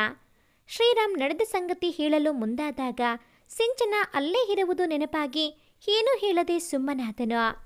ತರುಣ್ ಮುಂದುವರೆದು, ಆಂಟಿ ಮನೆಗೆ ಬಾ, ಶ್ರೀ ಬಂದಿದ್ದಾನೆ, ಅವನನ್ನು ಸಂಜೆ ಏರ್ಪೋರ್ಟ್ಗೆ ಬಿಡಬೇಕು ಅಂತ ಸಂಜೆ ಕರೆ ಮಾಡಿದಾಗಲೇ ಗೊತ್ತಾಗಿದ್ದು, ತಾವು ಇಲ್ಲೇ ಇದ್ದೀರಾ ಎಂದು. ಹೋಗ್ಲಿ, ಜಾನುಗಾದ್ರೂ ನೀನು ಬಂದಿರೋ ವಿಷಯ ಹೇಳಿದ್ಯಾ ಎಂದು ಕೇಳಿದ. ಇಲ್ಲ ಎಂಬಂತೆ ತಲೆ ಆಡಿಸಿದ ಶ್ರೀರಾಮ್. ತರುಣ್ ಏನೂ ಹೇಳದೆ ಸುಮ್ಮನಾದನು. ಏರ್ಪೋರ್ಟ್ ತಲುಪುತ್ತಲೇ ತರುಣ್ಗೆ ಎಲ್ಲ ವಿಷಯ ಹೇಳಬೇಕು ಅಂತ ನಿರ್ಧರಿಸಿದನು. ಆದರೆ ಅಲ್ಲಿ ಸಿಂಚನ ಇದ್ದ ಕಾರಣ ಹೇಳದೆ ಒದ್ದಾಡುತ್ತಿದ್ದನು. ಇದನ್ನು ಗಮನಿಸಿದ ತರುಣ್ ಅವರು ಹೊರಡುವಾಗ ಮನಸ್ಸು ತಡೆಯಲಾರದೆ, ಏನಾಯ್ತು ಶ್ರೀ ಎಂದು ಕೇಳಿದ. ಅಷ್ಟರಲ್ಲಿ ಸಿಂಚನ, ಶ್ರೀರಾಮ್, ನಾನೇ ಎಲ್ಲ ಹೇಳ್ತೀನಿ ಹೀರೋ, ನನಗೆ ನಿನ್ನ ಈ ರೀತಿ ನೋಡೋಕೆ ಆಗಲ್ಲ ಎಂದು ತರುಣ್ಣನ್ನು ಪಕ್ಕಕ್ಕೆ ಕರೆದಳು. ಶ್ರೀರಾಮ್, ಅವಳ್ಯಾಕೆ ನನ್ನ ಮುಂದೆಯೇ ಎಲ್ಲ ಹೇಳಲಿಲ್ಲ ಎಂದು ಯೋಚಿಸಿದನಾದರೂ ಮನಸ್ಸಿಗೆ ಸ್ವಲ್ಪ ನಿರಾಳ ಎನಿಸಿ ಸುಮ್ಮನಾದನು. ತರುಣ್ ಮುಂದೆ ನಿಂತ ಸಿಂಚನ ಬೇರೆಯದೇ ಕತೆ ಶುರು ಮಾಡಿದಳು. ತರುಣ್, ನಾನು ಶ್ರೀ ಒಬ್ಬರನ್ನ ಒಬ್ಬರು ಪ್ರೀತಿಸ್ತಿದ್ದೀವಿ, ಅದರ ಬಗ್ಗೆ ಮಾತನಾಡಲೆಂದೇ ನಾವು ಬೆಂಗಳೂರಿಗೆ ಬಂದಿದ್ದು. ಜಾನು ಮೇಲೆ ಅವನಿಗೆ ಇದ್ದದ್ದು ಪ್ರೀತಿಯಲ್ಲ, ಅದು ಕೇವಲ ಆಕರ್ಷಣೆ ಅಂತ ಇವನಿಗೆ ಈವಾಗ ಅರ್ಥವಾಗಿದೆ. ಪ್ಲೀಸ್, ಹೇಗಾದರೂ ಮಾಡಿ ಜಾನುಳಿಗೆ ನೀನೇ ಈ ವಿಷಯ ತಿಳಿಸಬೇಕು ಎಂದು ಹೇಳಿದಳು. ಅಷ್ಟನ್ನು ಕೇಳುವುದರಲ್ಲಿಯೇ ತರುಣ್ಗೆ ಕೋಪ ಬಂದಿತ್ತು. ಆದರೂ ಶ್ರೀರಾಮ್ ಆ ಥರ ಮಾಡಲು ಸಾಧ್ಯವೇ ಇಲ್ಲ ಎಂದೆನಿಸಿ ಶ್ರೀ ಬಳಿ ಮಾತನಾಡಲು ಹೋಗುತ್ತಿದ್ದ ತರುಣ್ಣನ್ನು ತಡೆದು, ಸಿಂಚನ, ಹೋ, ನಾನು ಸುಳ್ಳು ಹೇಳ್ತಿದ್ದೀನಿ ಅಂತ ನಿಂಗೆ ಅನುಮಾನ ಅಲ್ವಾ? ಇಷ್ಟು ಅವಸರವಾಗಿ ನಾವು ಬೆಂಗಳೂರಿಗೆ ಬಂದದ್ದು ಯಾಕೆ ಗೊತ್ತಾ? ನಮ್ಮ ನಿಶ್ಚಿತಾರ್ಥ ದಿನ ನಿಗದಿ ಮಾಡೋಕೆ. ಅಷ್ಟಕ್ಕೂ ನಿನಗೆ ಇದೆಲ್ಲ ಹೇಳೋ ಅವಶ್ಯಕತೆ ಇಲ್ಲ. ಆದರೆ ನನ್ನ ಶ್ರೀ ಒದ್ದಾಡೋದು ನೋಡೋಕೆ ಆಗದೆ ಹೇಳ್ತಿದ್ದೀನಿ. ಏನು ಹೇಳಲು ತೋಚದ ತರುಣ್, ಪಾಪ ಜಾನು, ಈ ವಿಷಯ ಗೊತ್ತಾದ್ರೆ ಏನು ಮಾಡ್ತಾಳೆ? ಇಷ್ಟೆಲ್ಲ ಮಾತಾಡೋ ನೀನೇ ಹೋಗಿ ಜಾನುಗೆ ಇದನ್ನ ಹೇಳೋ ಅಷ್ಟು ಧೈರ್ಯ ಇದ್ರೆ. ಛೀ, ಆ ಹುಡುಗಿಗೆ ಮೋಸ ಮಾಡೋ ಮನಸ್ಸಾದ್ರೂ ಹೇಗೆ ಬಂತೋ ಅವನಿಗೆ? ನಿನ್ನ ಹತ್ರ ಏನು ಮಾತು ನನಗೆ, ಆ ಶ್ರೀರಾಮ್ಗೆ ಇದೆ ಎಂದು ಹೊರಡುವಾಗ ಸಿಂಚನ, ಹೇ ತರುಣ್, ಅತಿಯಾಗಿ ಆಡ್ಬೇಡ, ಎಷ್ಟು ದುಡ್ಡು ಬೇಕು ಕೇಳು ಕೊಡ್ತೀನಿ, ಆ ಜಾನುಗೂ ಸೇರಿಸಿ ಕೂಡ. ಹಾಂ, ನಿನಗೆ ಕೆಲಸ ಬೇರೆ ಇಲ್ಲ ಅಲ್ವಾ? ನಮ್ಮ ಕಂಪನಿಯಲ್ಲಿನೇ ನನ್ನ ಶ್ರೀಗೆ ಹೇಳಿ ಒಂದು ಕೆಲಸ ಕೊಡಿಸ್ತೀನಿ ಎಂದಾಗ ತರುಣ್ಗೆ ಮೈ ಹುರಿದು, ಹೇ, ನೀನೇನು ನನಗೆ ದುಡ್ಡು ಕೊಡೋದು, ಇಲ್ಲ ಅವನೇನ ಕೆಲಸ ಕೊಡೋದು? ಪ್ರೀತಿ ಸ್ನೇಹ ಬೆಲೆ ಗೊತ್ತಿಲ್ಲದೆ ಇರೋರ ಹತ್ರ ನನ್ನ ನೆರಳು ಕೂಡ ಸುಳಿಯಲ್ಲ ಎಂದ. ಹೋ, ಅಷ್ಟು ಪ್ರೀತಿಗೆ ಬೆಲೆ ಗೊತ್ತಿರೋನು ನೀನೇ ಆ ಜಾನುನ ಮದುವೆ ಮಾಡಿಕೊಂಡು ಬಾಳು ಕೊಡೋ. ಎಷ್ಟೇ ಆದರೂ ಶ್ರೀರಾಮ್ ಬಳಸ್ತಿದ್ದ ಬುಕ್ಸ್ ನೀನು ಓದ್ತಿದ್ದೆ ಅಲ್ವಾ, ಹಾಗೆ ಇವಳು ಕೂಡ ಅಂತ ಅನ್ಕೋ ಎಂದಳು ವ್ಯಂಗ್ಯವಾಗಿಯೇ. ಸಿಂಚನ ಮಾತನ್ನು ಕೇಳಿದ್ದ ತರುಣ್ ಕೋಪ ಹುಕ್ಕಿ ಬಂದು ಅವಳ ಕೆನ್ನೆಗೆ ಬಾರಿಸಿದ. ದೂರದಿಂದ ಇದನ್ನ ನೋಡಿದ್ದ ಶ್ರೀರಾಮ್ ಅಲ್ಲಿಗೆ ಓಡಿ ಬಂದು ಏನು ಎಂದು ಕೇಳದೆ ತರುಣ್ನ ಮೇಲೆ ರೇಗಲು ಶುರು ಮಾಡಿದ. ಸಿಂಚನ ಅವನ ಮಾತಿನ ಮಧ್ಯೆ ಬಂದು, ಶ್ರೀ, ನನ್ನಿಂದ ನಿಮ್ಮ ಸ್ನೇಹ ಹಾಳಾಗೋದು ನನಗೆ ಇಷ್ಟ ಇಲ್ಲ. ಅದಕ್ಕೆ ದೆಹಲಿಯಲ್ಲಿ ನಡೆದ ಪ್ರೀತಿ ವಿಷಯ ಬೆಂಗಳೂರಿಗೆ ಬಂದಿದ್ದು, ನಮ್ಮ ಪರಿಸ್ಥಿತಿ ಎಲ್ಲ ಹೇಳ್ದೆ ಅಷ್ಟೇ ಎಂದಳು ಅಳುತ್ತಾ. ಶ್ರೀರಾಮ್ ಮುಂದುವರಿದು, ನಾಚಿಕೆ ಆಗಲ್ವಾ ಒಂದು ಹುಡುಗಿ ಮೇಲೆ ಕೈ ಮಾಡೋಕೆ? ನಿನ್ನನ್ನು ನನ್ನ ಫ್ರೆಂಡ್ ಅಂತ ಹೇಳೋಕ್ಕೆ ಅಸಹ್ಯ ಆಗುತ್ತೆ ಎಂದಾಗ ತರುಣ್ ಕೂಡ, ನನಗೂ ಅಷ್ಟೇ ಕಣೋ, ಛೀ, ಇವಳಿಗೋಸ್ಕರ ಎಲ್ಲರನ್ನೂ ದೂರ ಮಾಡ್ಕೊತಿದ್ಯಾ? ಒಂದಿನ ನೀನು ಮಾಡಿದ ತಪ್ಪು ಅಂತ ನಿನಗೆ ಅರ್ಥ ಆಗುತ್ತೆ ಎಂದೇಳಿ ತಿರುಗಿಯೂ ನೋಡದೆ ಹೋದ. ಅಸಲಿ ವಿಷಯ ತಿಳಿಯದ ಶ್ರೀರಾಮ್ ಸಿಂಚನ ಹೇಳಿದ್ದು ನಿಜ ಎಂದು ನಂಬಿ ಅವಳನ್ನು ಸಮಾಧಾನಪಡಿಸಿ ಅವಳೊಡನೆ ದೆಹಲಿ ಹೊರಟನು. ದಾರಿ ಮಧ್ಯೆ ತರುಣ್ನ ವರ್ತನೆ ನೆನೆದು ಬೇಸರ ಮಾಡಿಕೊಂಡು, ಇವನೇ ಈ ವಿಷಯ ತಿಳಿದು ಈ ರೀತಿ ವರ್ತಿಸಿದ, ಇನ್ನು ಜಾನು ಹೇಗೆ ರಿಯಾಕ್ಟ್ ಮಾಡ್ತಾಳೆ ಎಂದು ಯೋಚಿಸಿ ಅವಳಿಗೆ ಈವಾಗಲೇ ಏನು ಹೇಳುವುದು ಬೇಡ ಅಂತ ನಿರ್ಧರಿಸಿದನು. ಇತ್ತ ಸಿಂಚನ ಮನಸ್ಸಲ್ಲೇ ತಾನು ಅಂದುಕೊಂಡ ಕೆಲಸ ಆಗಿದ್ದಕ್ಕೆ ಸಂತಸ ಪಟ್ಟಳ. ತಡವಾಗಿ ಮನೆಗೆ ಬಂದ ಸಿಂಚನ ಹಾಗೂ ಶ್ರೀರಾಮ್ನನ್ನು ನೋಡಿದ ಶಂಕರ್ ಕೋಪಗೊಂಡು, ಏನಪ್ಪ ಶ್ರೀರಾಮ್, ಇಷ್ಟು ತಡವಾಗಿನ ಬರೋದು? ನಾಳೆ ಬೆಳಗ್ಗೆಯೇ ಹುಡುಗನ ಮನೆಯವರು ಬರ್ತಿದ್ದಾರೆ, ನೀವು ನೋಡಿದ್ರೆ ಇವಾಗ ಬಂದಿದ್ದೀರಾ? ಸಿಂಚನ, ಹೋಗಿ ಊಟ ಮಾಡಿ ಮಲ್ಕೋ ಎಂದರು ಖಾರವಾಗಿ. ಅಪ್ಪ, ನಾನು ಪ್ರೀತಿಸುತ್ತಿರುವ ಹುಡುಗ ಬೇರೆ ಯಾರೂ ಅಲ್ಲ, ಅದು ಶ್ರೀ ಎಂದಳು ಮೆಲ್ಲಗೆ. ಕೆಲ ಸಮಯ ಮೌನವೇ ತುಂಬಿದ್ದ ಮನೆಯಲ್ಲಿ ಕಮಲಾ ಅವರು ಮೌನ ಮುರಿದು, ಸಿಂಚು, ಶ್ರೀ ಇಬ್ಬರು ಹೋಗಿ ರೆಸ್ಟ್ ತಗೊಳ್ಳಿ, ಈ ವಿಷಯ ಬೆಳಗ್ಗೆ ಮಾತಾಡೋಣ ಎಂದರು. ತನ್ನ ರೂಮಿಗೆ ಬಂದೊಡನೆ ಶ್ರೀರಾಮ್ ಜಾನು ಬಳಿ ಮಾತನಾಡಬೇಕೆನಿಸಿದರೂ ಮಾತಾಡಲಾಗದೆ ಒದ್ದಾಡುತ್ತಿದ್ದನು. ಆದರೂ ರಂಜಿತ್ ಬಂದ ಮೇಲೆ ಎಲ್ಲವೂ ಸರಿ ಹೋಗುತ್ತೆ ಎನ್ನುವ ಭ್ರಮೆಯಲ್ಲಿ ನಿದ್ದೆಗೆ ಜಾರಿದನು. ಮನೆಗೆ ಬಂದ ತರುಣ್ ಶ್ರೀರಾಮ್ನನ್ನು ನೆನೆದು ಅವನ ವರ್ತನೆಗೆ ಬೇಸರಗೊಂಡನು. ಅದಾಗಲೇ ಒಂದು ವಾರವಾದರೂ ಯಾರೊಬ್ಬರೂ ಶ್ರೀರಾಮ್ನನ್ನು ಈ ವಿಷಯವಾಗಿ ಕುರಿತು ಏನೂ ಕೇಳಲಿಲ್ಲ. ಚಿಂತೆಗೀಡಾದ ಶ್ರೀ ಸಿಂಚನಾಳನ್ನು ಈ ಬಗ್ಗೆ ಕುರಿತು ಕೇಳಿದ. ಏನೇ ಸಿಂಚು, ಯಾಕೆ ನಿಮ್ಮ ಅಪ್ಪ ಅಮ್ಮ ನಮ್ಮನ್ನ ಏನೂ ಕೇಳಿಲ್ಲ ಎನ್ನುವಾಗ ಅಲ್ಲಿಗೆ ಬಂದ ಶಂಕರ್ ಅವರು, ನಾವೆಲ್ಲರೂ ನಾಳೆಯೇ ಬೆಂಗಳೂರಿಗೆ ಹೊರಡಬೇಕು ಎಂದು ಹೇಳಿ ಹೊರಟು ಹೋದರು. ಶ್ರೀರಾಮ್ ಯಾಕೆ ಎಂದು ಕಣ್ಸನ್ನೆಯಲ್ಲಿಯೇ ಸಿಂಚನಾಳನ್ನು ಕೇಳಿದ. ತನಗೆ ಏನೂ ಗೊತ್ತಿಲ್ಲವೆಂಬ ನೋಟ ಬೀರಿ ಹೋದಳು. ಆದರೆ ಸಿಂಚನಾಳಿಗೆ ಬೆಂಗಳೂರಿಗೆ ಹೋಗಲು ಅತ್ಯುತ್ಸಾಹಗಳಾಗಿದ್ದಳು. ಯಾಕೆಂದರೆ ಅವಳ ಆಸೆ ಕನಸೆಲ್ಲ ಈಡೇರಲು ಕೆಲವೇ ಗಂಟೆಗಳು ಬಾಕಿ ಇದ್ದವು. ಅವಳ ಉತ್ಸಾಹ ನೋಡಿ ಶ್ರೀರಾಮ್ಗೆ ಮನದ ಮೂಲೆಯಲ್ಲಿ ಅನುಮಾನ ಬಂದರೂ ತೋರಿಸಿಕೊಳ್ಳದೆ ಸುಮ್ಮನಾದ. ಬೆಂಗಳೂರಿನ ಮನೆಗೆ ಬರುತ್ತಿದ್ದಂತೆ ಸಿಂಚನಾ ಮನೆಯವರ ಮುಖದಲ್ಲಿ ಮಂದಹಾಸ. ಏನೊಂದು ಅರ್ಥವಾಗದ ಶ್ರೀರಾಮ್ ಮನೆಗೆ ಬಂದೊಡನೆ ಅವನ ಅಜ್ಜಿ, ಬಂಧು ಬಳಗ ಎಲ್ಲರನ್ನ ಒಮ್ಮೆಲೆ ನೋಡಿ ಆಶ್ಚರ್ಯ. ಮನೆಯೆಲ್ಲ ಹೂವು ದೀಪಗಳಿಂದ ಅಲಂಕಾರಗೊಳ್ಳಲು ಸಜ್ಜಾಗುತ್ತಿದ್ದವು. ಶ್ರೀರಾಮ್ ಅಪ್ಪ ಅಮ್ಮನಿಗೆ ಮಗ ಹಾಗೂ ಶಂಕರ್ ಅವರ ಕುಟುಂಬ ನೋಡಿ ಸಂತೋಷದಿಂದ ಬಂದು ಮಗನನ್ನ ತಬ್ಬಿ ಹಿಡಿದು, ರಾಧಾ ಅವರು, ಅಂತೂ ನನ್ನ ಆಸೆ ಈಡೇರಿಸ್ತಿದ್ಯಾ ಶ್ರೀ ಎಂದರು. ಶ್ರೀರಾಮ್ಗೆ ಏನೊಂದು ಅರ್ಥವಾಗದೆ, ಏನಿದು ಅಮ್ಮ, ಏನ್ ಕಾರ್ಯಕ್ರಮ ಮನೆಯಲ್ಲಿ ಎಂದು ಕೇಳಿದನು.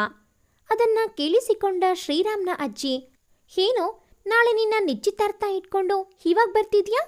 ಅದು ಅಲ್ಲದೆ ಏನ್ ಕಾರ್ಯಕ್ರಮ ಅಂತ ಬೇರೆ ಕೇಳ್ತಿದ್ಯಾ? ಅರಳು ಮರಳು ನನಗೋ ನಿಂಗೋ ಅಂತ ಹೇಳಿ ನಕ್ಕರು.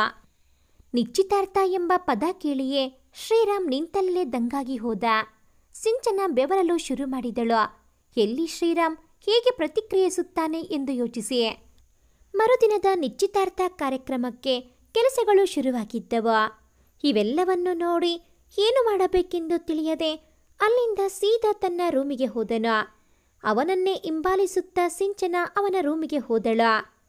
ತಲೆಯ ಮೇಲೆ ಕೈ ಇಟ್ಟು ಕುಳಿತ ಶ್ರೀರಾಮ್ನನ್ನು ಕಂಡು ಹೇಗೆ ಅವನನ್ನು ಮನವೊಲಿಸುವುದು ಎಂದು ಯೋಚಿಸುತ್ತಾ ಅವನ ಪಕ್ಕದಲ್ಲೇ ಕುಳಿತು, ಶ್ರೀ, ಇದೆಲ್ಲ ನನ್ನಿಂದಾನೇ ಆಗಿದ್ದು. ನಮ್ಮ ಮನೆಯಲ್ಲಿ ಇಷ್ಟು ಬೇಗ ಮದುವೆ ತಯಾರಿ ಮಾಡ್ತಾರೆ ಅಂತ ಗೊತ್ತಿರಲಿಲ್ಲ. ರಂಜಿತ್ ಬರೋವರೆಗೂ ಈ ಥರ ನಾಟಕ ಆಡ್ಕೊಂಡು ಹೇಗೋ ನಿಭಾಯಿಸೋಣ ಅಂತ ಇದ್ದೆ. ಆದರೆ ಇಲ್ಲಿ ಬೇರೇನೇ ಆಗಿದೆ. ನನಗೆ ಈ ಮದುವೆ ತಯಾರಿ ಬಗ್ಗೆ ಯಾವ ವಿಷಯನೂ ಗೊತ್ತಿರಲಿಲ್ಲ ಎಂದಳು.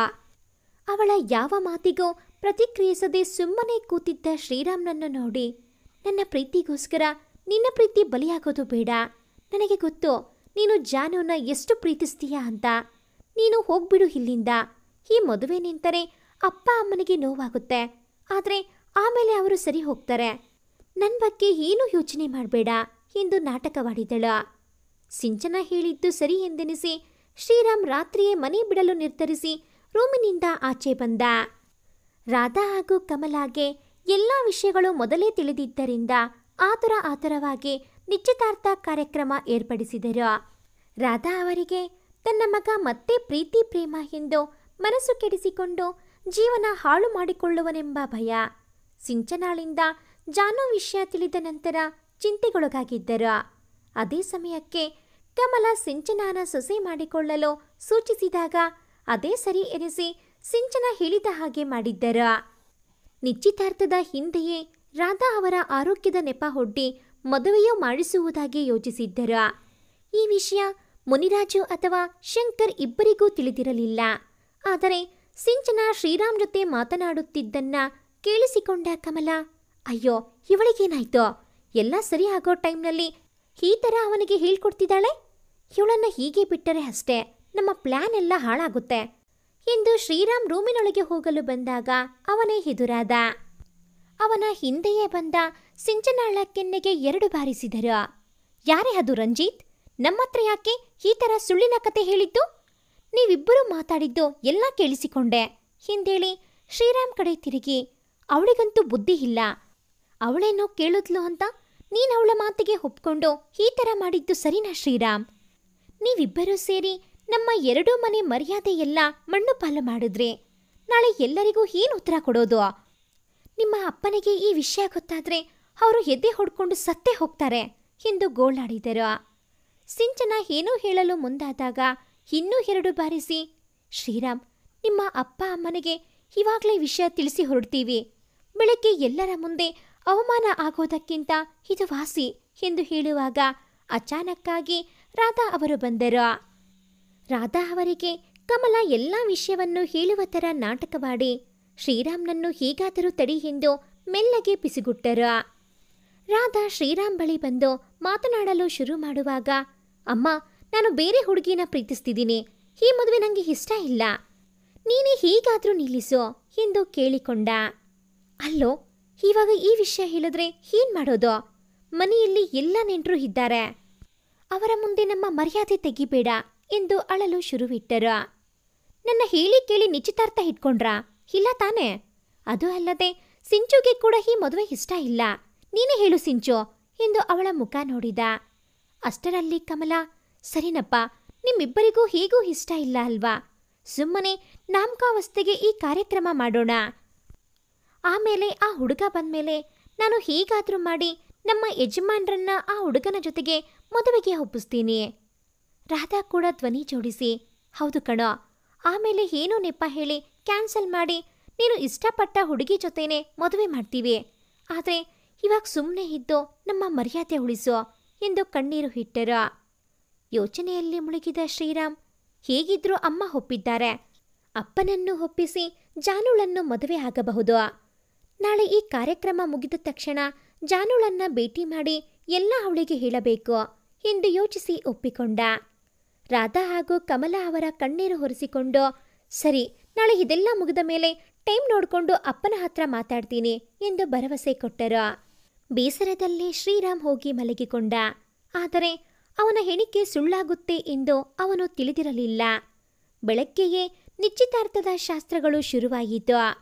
ಎಲ್ಲರ ಮುಖದಲ್ಲೂ ಸಂತೋಷ, ಸಂಭ್ರಮ. ಆದರೆ ಶ್ರೀರಾಮ್ ಯಾವುದರಲ್ಲಿಯೋ ಆಸಕ್ತಿ ಇರಲಿಲ್ಲ. ಎಲ್ಲ ಶಾಸ್ತ್ರ ಮುಗಿದ ನಂತರ ಇಬ್ಬರು ಉಂಗರ ಬದಲಾಯಿಸಿಕೊಂಡರು. ಸಿಂಚನಾಗೆ ತನ್ನ ಕನಸಿನ ಹುಡುಗನ ಕೈ ಹಿಡಿಯುತ್ತಿರುವ ಸಂಭ್ರಮ.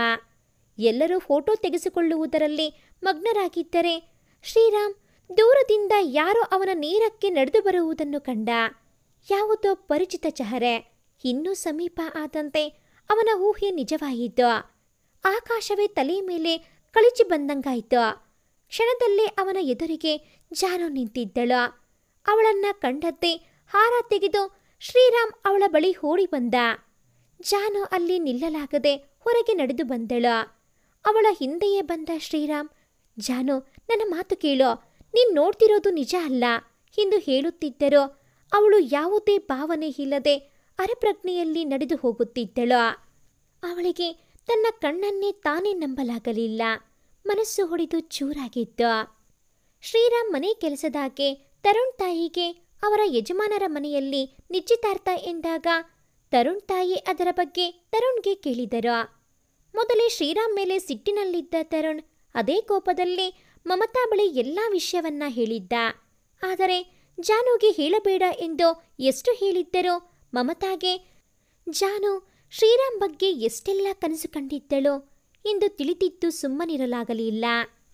ಆ ದಿನ ಬೆಳಗ್ಗೆ ಕಾಲೇಜಲ್ಲಿ ಜಾನು ಮಮತಾಳ ಬಳಿ, ಶ್ರೀರಾಮ್ ಇತ್ತೀಚೆಗೆ ಜಾಸ್ತಿ ಫೋನ್ ಮಾಡ್ತಾನೆ ಇಲ್ಲ ಕಣೆ, ತುಂಬ ಬ್ಯುಸಿ ಇರ್ತಾನೆ ಅನಿಸುತ್ತೆ, ಅದಕ್ಕೆ ನಾನು ಫೋನ್ ಮಾಡಿ ತೊಂದರೆ ಕೊಡಲಿಲ್ಲ ಎಂದಾಗ ಮಮತಾ ತರುಣ್ ಮಾತಿಗೆ ಕಟ್ಟುಬಿದ್ದು ಸುಮ್ಮನೆ ಹೂಗುಡುತ್ತಿದ್ದಳು.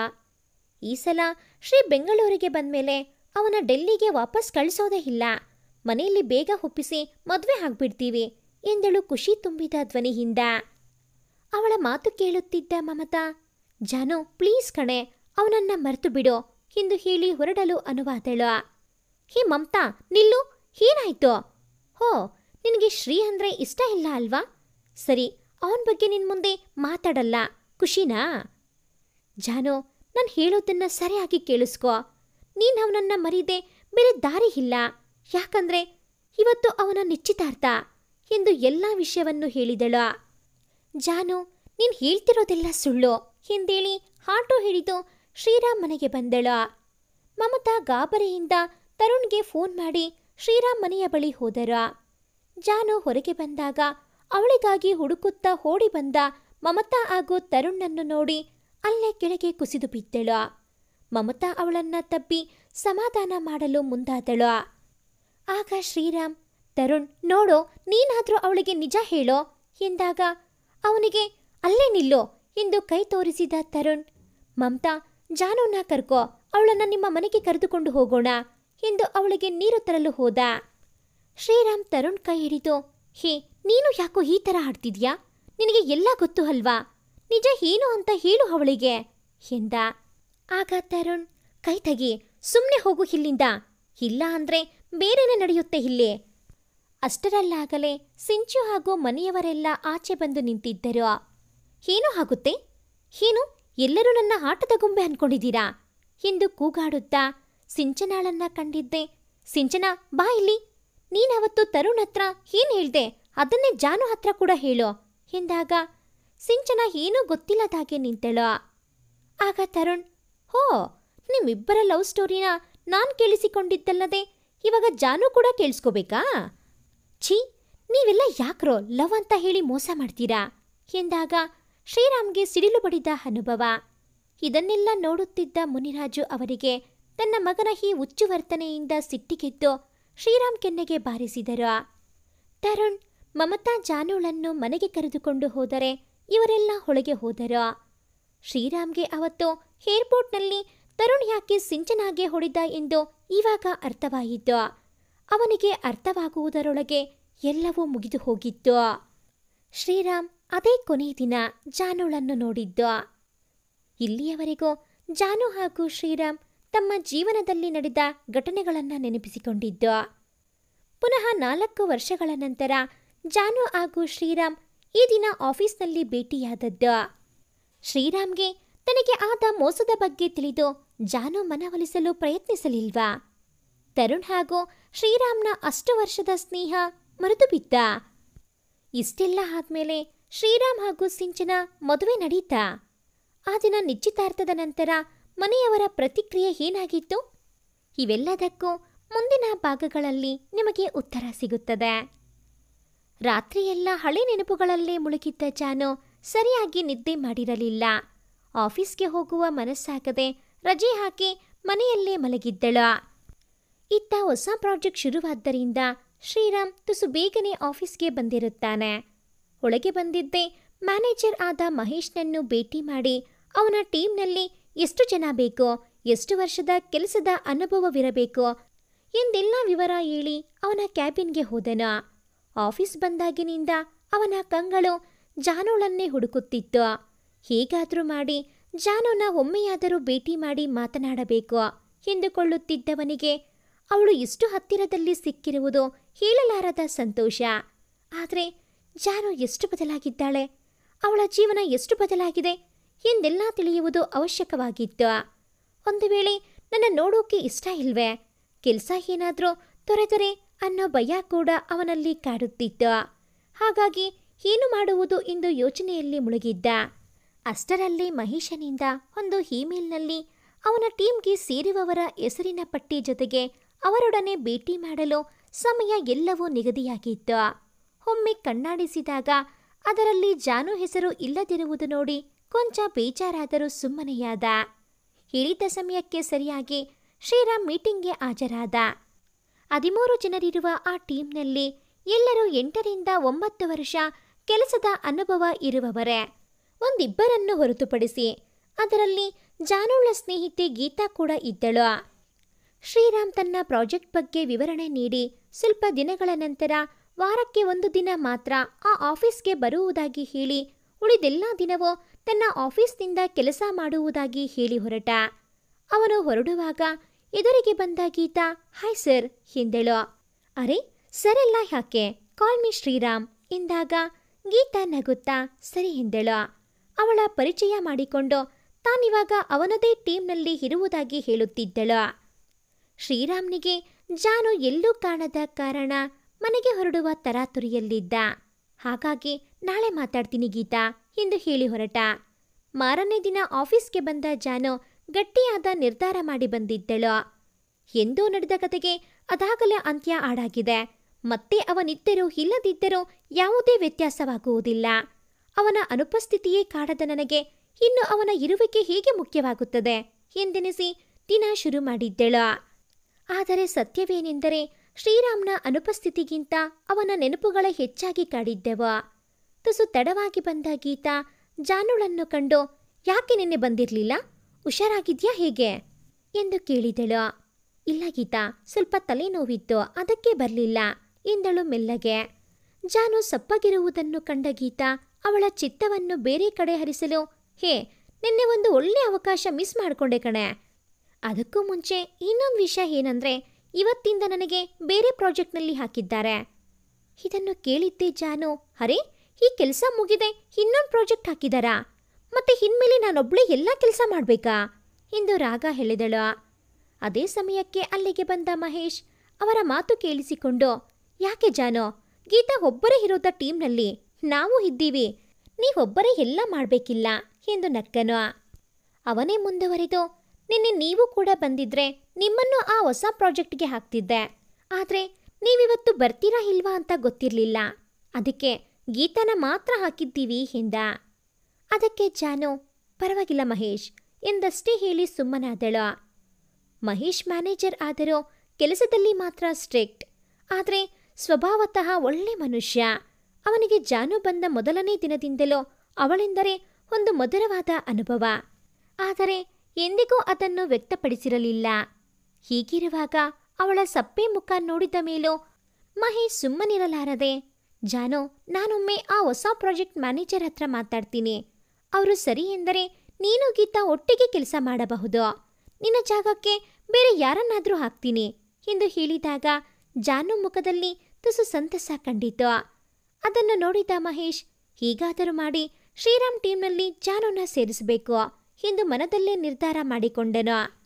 ಅದನ್ನು ಕೇಳಿ ತಾನು ಹೋಗುತ್ತಿರುವುದು ಶ್ರೀರಾಮ್ ಟೀಮ್ ಎಂದು ತಿಳಿಯದ ಜಾನು ಹೇಗೋ ಗೀತಾಳ ಹೊಟ್ಟಿಗೆ ಇರಬಹುದು ಎಂದು ನೆಮ್ಮದಿಯ ನಿಟ್ಟುಸಿರು ಬಿಟ್ಟಳು. ಇತ್ತ ಮಹೇಶ್ ಶ್ರೀರಾಮ್ನಿಗೆ ಫೋನ್ ಹಾಯಿಸಿ ಬೇರೆ ಕೆಲಸಗಳಿರುವ ಕಾರಣ ಒಂದು ಅನುಭವವುಳ್ಳ ವ್ಯಕ್ತಿಯ ಜಾಗಕ್ಕೆ ಬೇರೊಬ್ಬರನ್ನು ಅದಲು ಬದಲಾವಣೆ ಮಾಡುವುದು ಅನಿವಾರ್ಯವಾಗಿದೆ ಎಂದೇಳಿದಾಗ ಶ್ರೀರಾಮ್ನು ಕೆಲಸಗಳ ಪ್ರಕಾರವಿನ್ನೂ ಶುರುವಾಗದ ಕಾರಣ ಏನೂ ಪರಿಣಾಮ ಬೀಳುವುದಿಲ್ಲ, ಮಾಡಬಹುದು ಎಂದು ಸಮ್ಮತಿಸಿದನು. ಆದರೆ ಅದು ಯಾರು ಎಂಬ ಶ್ರೀರಾಮ್ನ ಕುತೂಹಲಭರಿತ ಪ್ರಶ್ನೆಗೆ ಜಾಹ್ನವಿ ಎಂಬ ಉತ್ತರ ದೊರಕಿತು. ಅವಳ ಹೆಸರು ಕೇಳಿದೊಡನೆ ಶ್ರೀರಾಮ್ನ ಮೈ ರೋಮಾಂಚನಗೊಂಡು ಅವಳು ನನ್ನವಳು, ಮತ್ತೆ ಸಿಗುವಳೆಂಬ ಭರವಸೆಯ ಬೆಳಕು ಕಂಡಿತು. ಜಾನುಗೆ ತಾನು ಸೇರಿದ್ದು ಶ್ರೀರಾಮ್ನ ಟೀಮ್ಗೆ ಎಂದು ತಿಳಿದರೆ ಹೇಗೆ ರಿಯಾಕ್ಟ್ ಆಗುತ್ತಾಳೆ? 4 ವರ್ಷಗಳವರೆಗೂ ಯಾಕೆ ಶ್ರೀರಾಮ್ ಜಾನುಳನ್ನ ಭೇಟಿಯಾಗಲಿಲ್ಲ? ನಿಶ್ಚಿತಾರ್ಥದ ನಂತರ ಏನೆಲ್ಲ ನಡೆಯಿತು? ಕಾಯ್ದು ನಿರೀಕ್ಷಿಸಿ. ಭಾಗ 3 ಮುಂದುವರಿಯುತ್ತದೆ. ಭಾಗ 3ರ ನೋಟಿಫಿಕೇಶನ್ಸ್ ನಿಮಗೆ ಬರಬೇಕು ಅಂತ ಅಂದರೆ ಈ ಕೂಡಲೇ ಈ ಚಾನಲ್ಗೆ ಸಬ್ಸ್ಕ್ರೈಬ್ ಆಗಿ. ಹಾಗೆಯೇ ಈ ಒಂದು ಕತೆ ನಿಮಗೆ ಇಷ್ಟ ಆಗಿದ್ದಲ್ಲಿ ಪ್ಲೀಸ್ ಲೈಕ್ ಮಾಡಿ, ಶೇರ್ ಮಾಡಿ, ಕಾಮೆಂಟ್ ಮಾಡೋದನ್ನು ಮರಿಬೇಡಿ. Thanks for watching this video.